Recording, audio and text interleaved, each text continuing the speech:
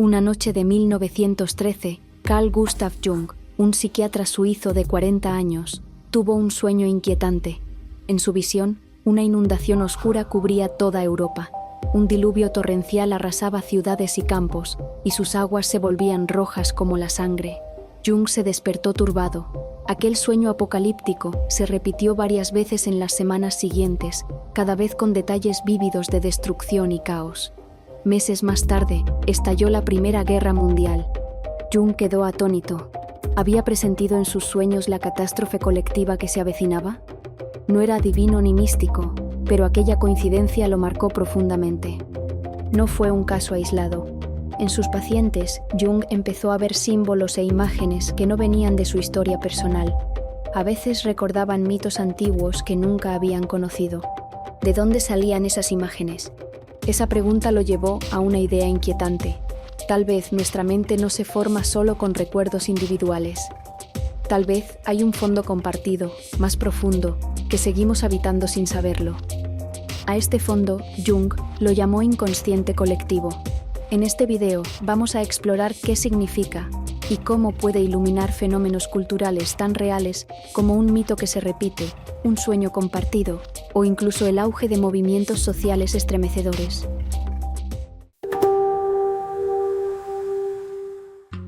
A comienzos del siglo XX, la psicología empezaba a mapear los rincones ocultos de la mente. Sigmund Freud había propuesto que bajo nuestra consciencia existe un inconsciente personal hecho de deseos reprimidos, traumas infantiles y fantasías individuales. Su joven colega Carl Jung, sin embargo, empezó a intuir que ese mapa no estaba completo. Tras su ruptura intelectual con Freud, tema del video anterior, Jung siguió un camino propio, adentrándose todavía más en los sueños, las mitologías y las artes de distintos pueblos. Cuanto más exploraba, más evidencias veía de algo asombroso. Patrones y símbolos que se repetían de forma independiente en personas de culturas opuestas, incluso en aquellas que jamás habían tenido contacto entre sí. Imaginemos la mente humana como una casa. Freud invitaba a recorrer el sótano personal de cada quien, donde guardamos nuestros secretos íntimos. Jung descubrió que debajo de ese sótano había una caverna mucho más grande, conectada con las cavernas de otras casas. En esa caverna subterránea común se encuentran las raíces ancestrales de la psique. A eso llamó inconsciente colectivo, las estructuras profundas de la mente compartidas por todos los seres humanos por el hecho de pertenecer a la misma especie. No es una metáfora poética, sino un concepto psicológico que Jung acuñó formalmente hacia 1916. Según él, así como todos heredamos un cuerpo con 2 ojos y un corazón, heredamos también un sustrato mental con ciertos contenidos potenciales. Son como huellas psicológicas de nuestros antepasados, presentes desde que nacemos, independientemente de la familia o cultura en que crezcamos. ¿Y qué contiene ese inconsciente colectivo? Jung propuso que está poblado por instintos e imágenes primordiales. Los instintos serían impulsos básicos que compartimos, por ejemplo, la reacción de temor ante la oscuridad o las serpientes, común en muchas personas sin aprendizaje previo. Pero junto a los instintos, habitando ese nivel profundo, estarían unas formas universales que él llamó arquetipos. Los arquetipos son patrones de símbolos y de experiencias que se repiten una y otra vez en la historia humana. Son como moldes vacíos que están en nuestra psique esperando llenarse de experiencias. Cuando nacemos, no tenemos imágenes concretas en la cabeza, pero traemos predisposiciones a generar ciertas imágenes y figuras. Por eso, al crecer, tanta gente sueña con cosas parecidas o crea mitos con estructuras casi idénticas. Ahora bien, llega el momento de hacernos la pregunta clave. ¿Es esto literal? ¿Estamos diciendo que al nacer hay imágenes de dioses y héroes flotando en nuestra cabeza como por arte de magia? No exactamente. Jung escogió cuidadosamente sus palabras para evitar malentendidos. Hablaba de estructuras o posibilidades heredadas, no de imágenes concretas ya formadas. En otras palabras, el inconsciente colectivo no es una biblioteca de cuentos a la que nuestra mente se conecta cual wifi cósmico. No es una transmisión telepática ni un misticismo sobrenatural. Es más parecido a la herencia biológica, pero a nivel psicológico. Pensemos en los pájaros. Un ave no necesita tomar clases para saber construir un nido. Nace con ese instinto. Del mismo modo, Jung creía que los seres humanos nacemos con cierta tendencia innata a representar y experimentar las situaciones de cierta forma simbólica. Los contenidos específicos, por ejemplo, si en mi sueño aparece un búho o un anciano barbudo como viejo sabio, dependen de mi cultura y vivencias, pero la idea del anciano sabio guiando al héroe es un patrón universal que mi mente puede generar sin que nadie me lo enseñe directamente. Esta fue una idea revolucionaria para la psicología de su tiempo. Muchos colegas acusaron a Jung de haberse desviado hacia la metafísica o el espiritualismo. Un alma compartida de la humanidad, decían algunos con sorna. ¿No suena eso a la magia de un brujo en lugar de ciencia? Jung se defendió con vehemencia. Insistía en que lo suyo era psicología empírica, no especulación mística. ¿Por qué entonces usaba términos de mitología, hablando de dioses y símbolos antiguos? Justamente porque consideraba que esos mitos eran manifestaciones de la psique. Para él, hablar de Zeus, de la Virgen María o del árbol de la vida en contextos psicológicos no significaba que creyera literalmente en dioses olímpicos, vírgenes milagrosas o árboles mágicos. Significaba que reconocía patrones comunes entre, digamos, la imagen de un Padre Celeste poderoso en diversas culturas, o la imagen de una Madre Virginal que da a luz un Salvador. Jung estudiaba esas recurrencias como un científico naturalista estudiaría huellas de un animal desconocido, infiriendo la existencia de algo por los rastros que deja en todas partes. Entonces, el inconsciente colectivo no es esoterismo, sino una hipótesis psicológica para explicar por qué los seres humanos, separados por continentes y siglos, terminamos creando relatos y símbolos tan parecidos. Jung acumuló evidencia de diversas fuentes, sueños de sus pacientes que contenían motivos mitológicos que esos pacientes nunca habían oído, visiones artísticas independientes que coincidían en sus formas, símbolos universales en el arte rupestre, en los cuentos de hadas, en los delirios de enfermos mentales. Todo apuntaba a que la mente tiene capas profundas compartidas, del mismo modo que todos compartimos una fisiología similar. Esta propuesta, por supuesto, no estaba libre de polémica. Muchos escépticos entonces, y ahora, señalan que es difícil probarla de forma concluyente. ¿Cómo se demuestra científicamente un arquetipo? ¿No podría ser que simplemente las ideas viajan de un pueblo a otro? Jung aceptaba que no todo símbolo similar prueba un inconsciente común. Puede haber transmisiones culturales. Pero cuando aparecían sin conexión posible, ahí veía la huella de algo universal. Lo importante es que él no lo veía como algo mágico, sino natural. Para explicarlo, en una ocasión escribió que, en las capas más profundas de nuestra psique, todos seguimos siendo hombres y mujeres arcaicos. Como nuestro cuerpo aún lleva vestigios de ancestros mamíferos y reptilianos, nuestra psique llevaría vestigios de la experiencia ancestral humana, de épocas primitivas en las que nacieron esos símbolos.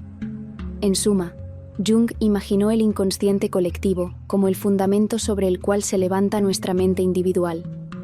Cada uno de nosotros tiene su personalidad única y sus vivencias. Sí, pero bajo esa individualidad late algo mucho más antiguo y común, influenciando sutilmente nuestras emociones, fantasías y reacciones más profundas.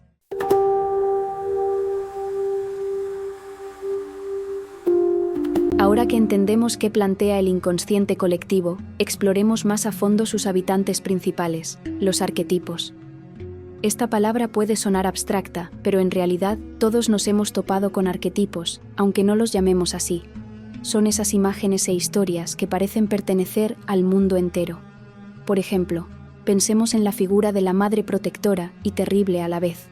Está la Virgen María en la religión cristiana, pero también está Isis en el antiguo Egipto, Ishtar en Mesopotamia, la Pachamama andina, la diosa Madre Tierra en tantas culturas.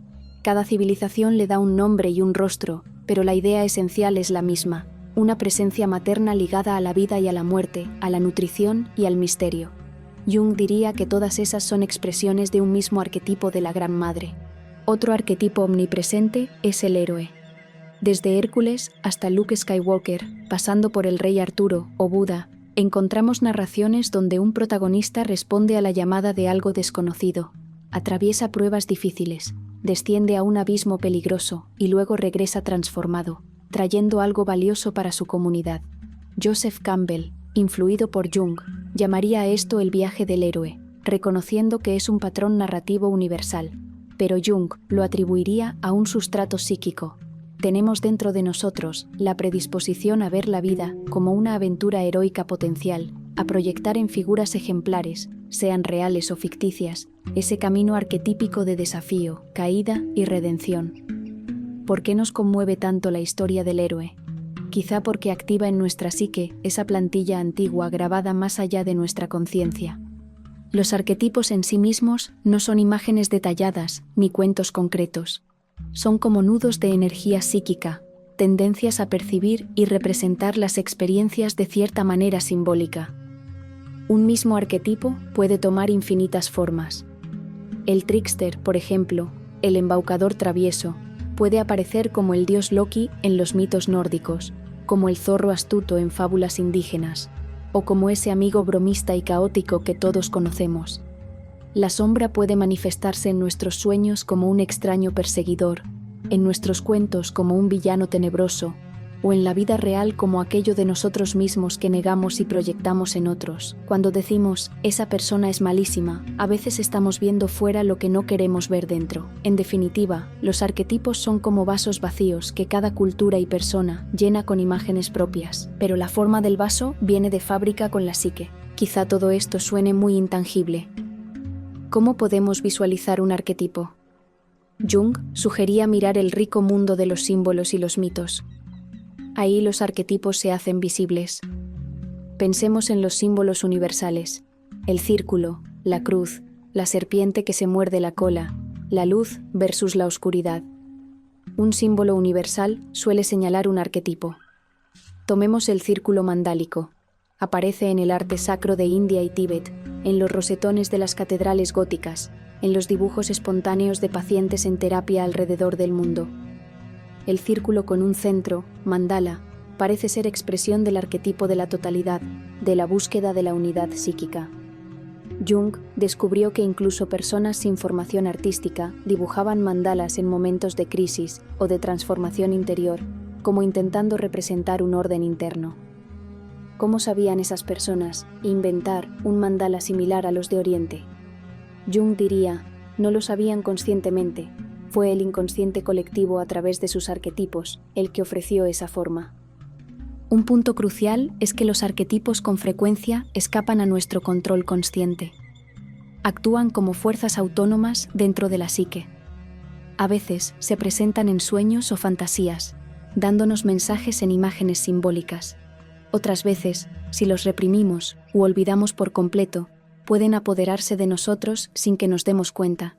Jung advertía que lo que no hacemos consciente termina dirigiendo nuestra vida y lo llamamos destino.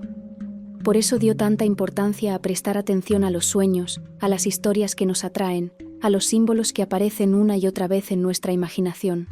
Son señales de esos arquetipos trabajando en la sombra. Ignorarlos puede volvernos más vulnerables a ser arrastrados por ellos. Aquí es donde volvemos a la pregunta inicial.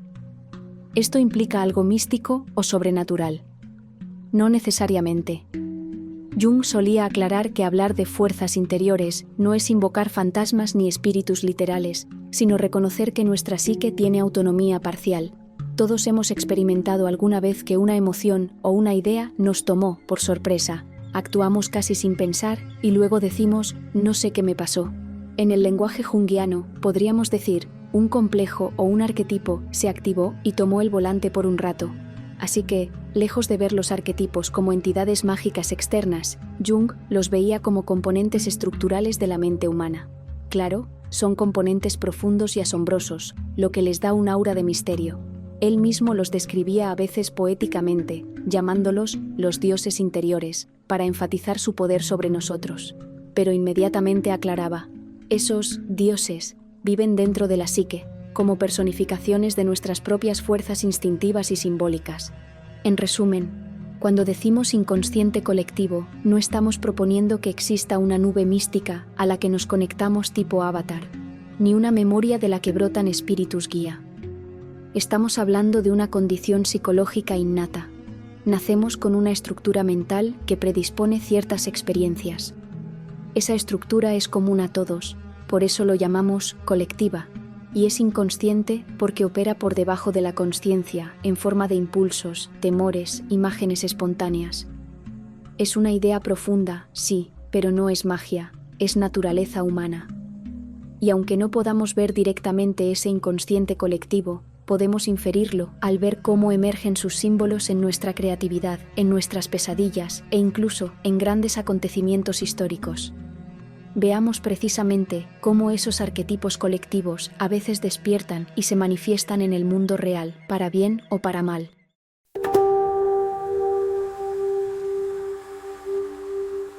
Los arquetipos no son solo materia de sueños y leyendas antiguas. A veces, irrumpen en la historia con una fuerza abrumadora. Jung y otros pensadores han señalado que muchos hechos colectivos, movimientos sociales, religiones, incluso crisis políticas, no se entienden del todo si ignoramos la dimensión simbólica y arquetípica que los acompaña. Veamos un caso estremecedor. La Alemania de los años 1930, el ascenso del nazismo y la figura de Adolf Hitler. Imaginemos la escena. Una noche templada de 1934, en Nuremberg, miles de personas marchan portando estandartes rojos con la esvástica negra. Antorchas encendidas dibujan ríos de fuego en la oscuridad. En una tribuna, un hombre de bigote peculiar y mirada febril pronuncia un discurso hipnótico. La multitud ruge al unísono, con los brazos extendidos en un antiguo saludo. La atmósfera es casi ritual, como si un oscuro dios tribal hubiera poseído a esa masa moderna y la hiciera danzar a su son. A ojos de Jung, eso no era solo propaganda y situación socioeconómica, era un arquetipo ancestral manifestándose a través de un pueblo entero. Jung escribió por entonces un ensayo titulado Wotan, nombre del dios germánico de la tormenta y la guerra, conocido también como Odín.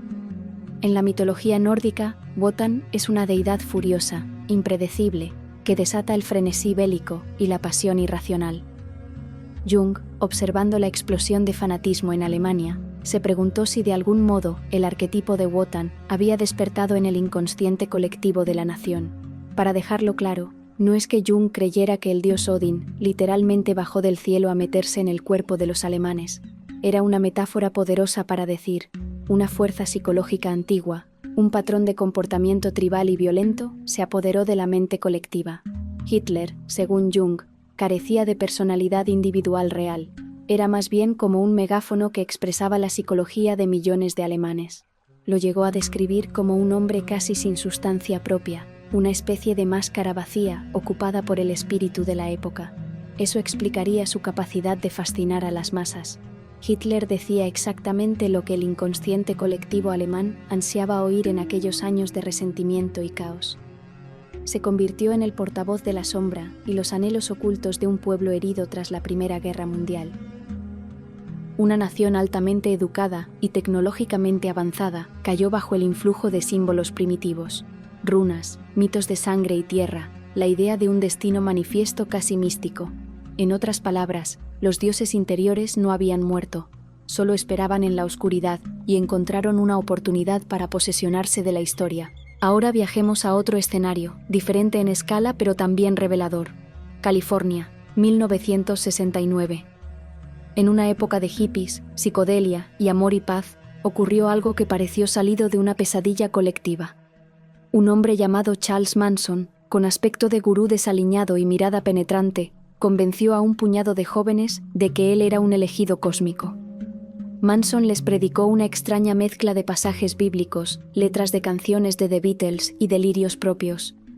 Les anunció que se acercaba una guerra apocalíptica entre razas, el Helter Skelter lo llamó, tomando el título de una canción de los Beatles, tras la cual solo su grupo sobreviviría para reinar en un nuevo orden. Bajo esas ideas, la familia Manson terminó perpetrando asesinatos atroces, con la ilusión de detonar esa profecía insana, que lleva a un grupo de personas a creer y hacer algo así. Más allá de las explicaciones criminológicas, el caso Manson es un ejemplo escalofriante de cómo un arquetipo puede tomar el control de una mini-sociedad. Manson mismo se veía como una suerte de mesías oscuro o profeta del fin del mundo, un rol arquetípico muy potente, presente en innumerables sectas a lo largo de la historia. Sus seguidores cayeron bajo el encanto de ese relato apocalíptico, quizá porque resonaba con miedos y deseos latentes de la época. Los años 60 fueron tiempos de convulsión, luchas raciales, Vietnam, contracultura.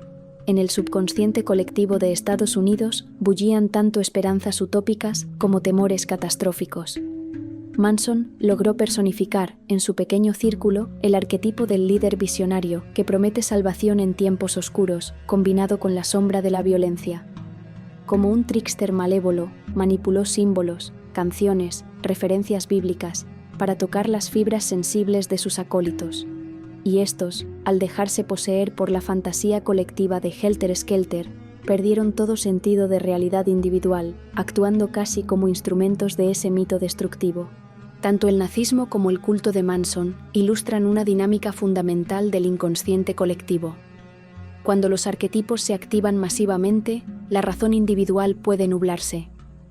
Es como si una ola gigante del océano inconsciente arrasara con las pequeñas islas de la consciencia personal. En Alemania, esa ola arrastró a millones. En la familia de Manson, a unas pocas decenas, pero el mecanismo fue similar. Jung diría que, en esos casos, las personas estaban poseídas por un contenido psíquico autónomo. No poseídas en el sentido sobrenatural, sino psicológicamente. Un complejo arquetípico había tomado el mando de sus vidas. De nuevo, esto no exime la responsabilidad individual, pero ofrece una dimensión más completa de análisis.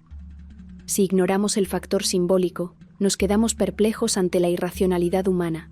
En cambio, si comprendemos qué arquetipo se ha constelado, es decir, qué patrón se ha encendido en la psique colectiva, quizás podamos reconocer los síntomas antes de que sea tarde. No todos los despertares arquetípicos son trágicos, cabe aclarar. También podemos verlos en movimientos artísticos, en resurgimientos espirituales o en momentos culturales significativos. Por ejemplo, el movimiento de la contracultura de los 60 que tuvo su lado luminoso, el verano del amor, Woodstock, canalizó arquetipos como el rebelde y el buscador espiritual de formas creativas. Las luchas por los derechos civiles en varios países invocaron el arquetipo del héroe justiciero y del guardián de la justicia. Incluso hoy, fenómenos como la pasión global por ciertos superhéroes del cine o las sagas épicas que cautivan a millones, muestran que necesitamos conectar con esos grandes símbolos. Buscamos al héroe, a la figura sabia, al amigo leal, al enemigo oscuro que representa el mal a vencer. Son maneras inofensivas o positivas de darle salida a la energía arquetípica. El problema viene cuando esos contenidos arcaicos se reprimen demasiado o se manipulan con fines perversos. Entonces, pueden estallar en su versión más primitiva y destructiva, como vimos. Jung lo advirtió claramente en su tiempo y es un mensaje que sigue vigente. Lo inconsciente colectivo puede inspirar, pero también puede aterrorizar. Depende de cómo nos relacionemos con él.